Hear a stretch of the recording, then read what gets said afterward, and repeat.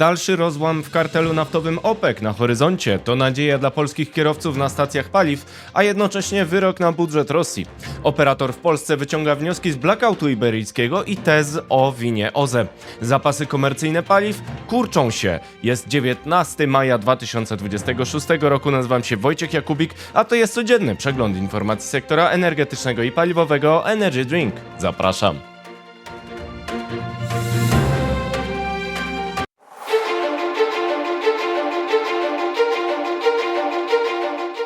Partnerem kanału Energy Drink jest Orlen.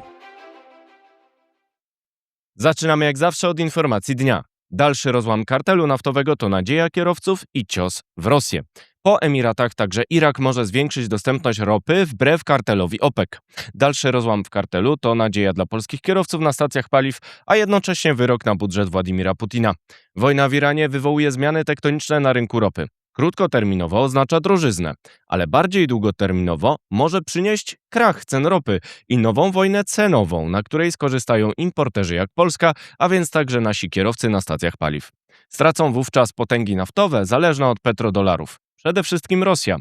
Zjednoczone Emiraty Arabskie opuściły w maju OPEC. To trzeci producent kartelu naftowego, który ma plan zwiększenia wydobycia i eksportu ropy bez ograniczeń narzuconych przez porozumienie producentów OPEC+.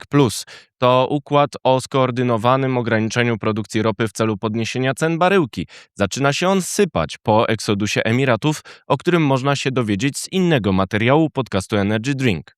Tymczasem w ślad Emiratów zamierza iść kolejny gracz z OPEC, czyli Irak. To drugi producent w kartelu. Minister ropy Basim Mohamed podał, że jego kraj zamierza zwiększać wydobycie ropy i eksport do 5 milionów baryłek dziennie.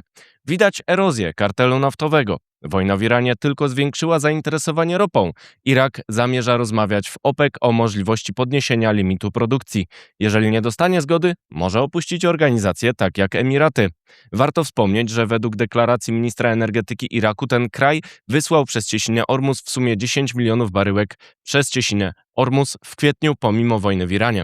Zwykle było to 93 miliony baryłek, czyli 1/10 wciąż płynie pomimo blokady. Jeżeli Irak jest w stanie dalej słać tak dużo ropy przez Ormus, to oddziaływanie wojny na rynek ropy może maleć, a podaż rosnąć. Taki rozwój wypadków oznaczałby zdolność do działania pomimo kryzysu. Wtedy scenariusz erozji OPEC i krachu naftowego bijącego w budżet Moskwy oraz innych petrostates byłby bardziej prawdopodobny. Powód determinacji Bagdadu to chęć zarobienia na rekordowych cenach ropy wynikających z wojny w Iranie. Ropa Brent około $110 za baryłkę to groźba podwyżki stóp procentowych i dalszej drożyzny na stacjach paliw w krótkim terminie, ale zachęta do zwiększenia podaży w dłuższym. Rafinerie europejskie i linie lotnicze obawiające się niedoborów ropy sięgają po dostawy od alternatywnych dostawców na Bliskim Wschodzie oraz USA. Rynek stracił według Międzynarodowej Agencji Energii dostęp do ponad 12 milionów baryłek dziennie. Amerykanie wydobywają obecnie ponad 13 milionów baryłek dziennie według danych z 2025 roku, a kryzys w Iranie zachęca ich do zwiększenia podaży. Istnieje wówczas istotne prawdopodobieństwo, że będą walczyć o udziały rynkowe tracone przez tych, którzy nie są obecnie w stanie zwiększyć podaży ropy. Oznacza to, że kraje OPEC, które będą posłuszne limitom, przegrają wojnę cenową i zmniejszą dostępność ropy. To z kolei ryzyko destrukcji popytu, która na stale obniży zainteresowanie paliwami kopalnymi.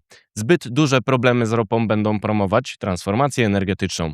Na koniec warto dokonać kilku zastrzeżeń. Ten scenariusz zostanie zrealizowany tylko kiedy skończy się wojna z Iranem. Ta trwa i na razie słychać raczej sygnały o eskalacji w razie braku porozumienia. Irak może wysyłać sygnały, by poprawić swą pozycję wewnątrz OPEC. Nie musi opuszczać kartelu.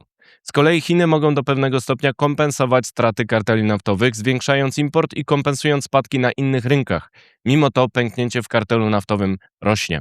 Kolejni gracze OPEC zaczynają zgłaszać akces do wojny cenowej o klienta, która skończy się ostatecznie ponownym zbilansowaniem rynku i obniżką cen. Największym przegranym będą wówczas ci, którzy nie umieją reagować. Kartel naftowy OPEC już sygnalizował, że zwiększy podaż ropy po zakończeniu wojny w Iranie. To właśnie przez obawy przed utratą rynku na rzecz niezależnych graczy jak Amerykanie oraz inni, którzy nie mają ograniczeń. To widmo nagłego spadku cen ropy po górce wywołanej wojną w Iranie. Jeżeli konflikt w końcu wygaśnie, trend na giełdzie może się odwrócić, a baryłka wróci w okolice $60, gdzie była przed atakiem USA i Izraela. To zła wiadomość dla Moskwy, która nie ma elastycznego wydobycia ani eksportu ropy, a jej możliwości są ograniczone przez sankcje oraz ataki dronów Ukrainy. To dlatego długofalowe prognozy ekonomiczne Kremla przewidują stagnację i spadek wydobycia oraz eksportu ropy. Spadek wydobycia to mniejsze wpływy podatkowe. Spadek eksportu to kolejne uderzenie w przychody firm węglowodorowych doświadczonych karą za atak na Ukrainę w postaci odwrotu klientów na Zachodzie. Czas na pozostałe wieści. Na początek z Polski. Ustawa przeciwko ETS. Składamy projekt ustawy Uczciwy rachunek za prąd. Każdy Polak ma prawo wiedzieć, ile dokładnie płaci za unijny podatek klimatyczny, podał Przemysław Czarnek. Kończymy również pracę nad ustawą wyprowadzającą Polskę z ETS, którą przyjmiemy, jak tylko PiS wróci do władzy, dodał. Węgiel zamiast ETS. Według Polskiego Towarzystwa Gospodarczego przedłużenie życia bloków węglowych w Polsce da energię po 300 zł za megawattogodzinę, zwiększając konkurencyjność przemysłu. Klucz to zdaniem autorów neutralizacja ETS, a więcej na stronie energydrink.today. OZE po blackoucie. Hiszpański Narodowy Organ do Spraw Rynków i Konkurencji rozszerzył dochodzenie w sprawie ogólnokrajowego blackoutu z kwietnia 2025 roku. Po sprawdzeniu operatorów sieci i tradycyjnych elektrowni, regulator objął kontrolą również sektor odnawialnych źródeł energii. Polski operator podkreśla, że OZE nie są problemem, a więcej na stronie energydrink.today. Sojusz z Norwegią. Minister energii RP spotkał się ze swoim norweskim odpowiednikiem. Głównym celem rozmów w Norwegii było zacieśnienie współpracy w obliczu transformacji energetycznej oraz ochrony infrastruktury krytycznej, w tym gazociągu Baltic Pipe, a więcej także na stronie energydrink.today. Teraz wieści z Europy. Piłka w grze. Słowacka SPP rozmawia o dostawach gazu od azerskiego SOCAR, zmniejszając szanse Polaków na kontrakt z tą firmą.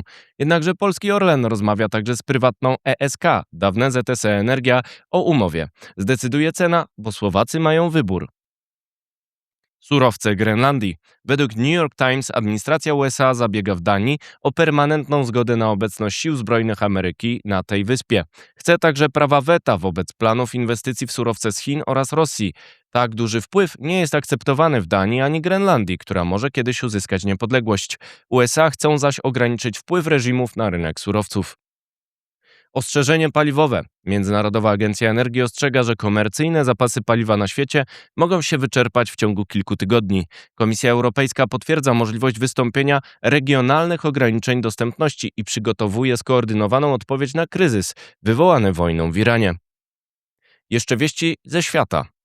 Budżet się sypie. Według danych wywiadu Ukrainy deficyt budżetowy Rosji sięgnie prawie 80 miliardów dolarów w 5. miesiącu tego roku i dojdzie do bankructwa znacznej liczby rosyjskich budżetów regionalnych. Nawet nadmiarowe przychody naftowe przez wojnę w Iranie nie pomogą, dając ekstra tylko 3 miliardy dolarów. Reżimy razem. Prezydent Rosji odwiedzi Chiny w dniach 19-20 maja. Jest posądzany o koordynację polityki przeciwko USA z Pekinem po wizycie przywódcy stanu w państwie środka z 15 maja. Chiny i Rosja mają wydać w dniu wizyty Putina w Pekinie komunikat o świecie multipolarnym. Wśród tematów ma być gazociąg Siła Syberii 2, mający połączyć te kraje. To projekt w powijakach. Finanse Rosji toną. W pierwszym kwartale 2026 roku gospodarka Federacji Rosyjskiej zanotowała spadek PKB. To pierwszy taki przypadek od 3 lat, który zdaniem Ośrodka Studiów Wschodnich dobitnie potwierdza pogłębianie się kryzysu i wyczerpywanie wojennych motorów napędowych Moskwy, a więcej na stronie energydrink.today. Taryfa ulgowa. USA przedłużyły zwolnienie spod sankcji naftowych wobec Rosji o kolejne 30 dni, aby obniżyć ceny ropy na giełdach podniesione przez wojnę w Iranie. Wcześniej Departament Skarbu sugerował, że nie przedłuży zwolnienia. Sankcje naftowe. Według agencji Tasnim rozmowy pokojowe USA-Iran obejmują obecnie spór o to, na jak długo mają zostać zawieszone sankcje amerykańskie wobec Irańczyków.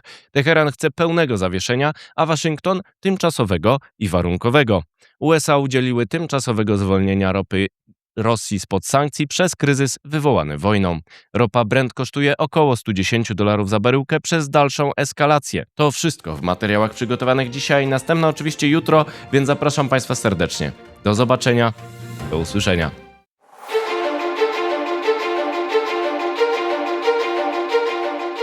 Partnerem kanału Energy Drink jest Orlen.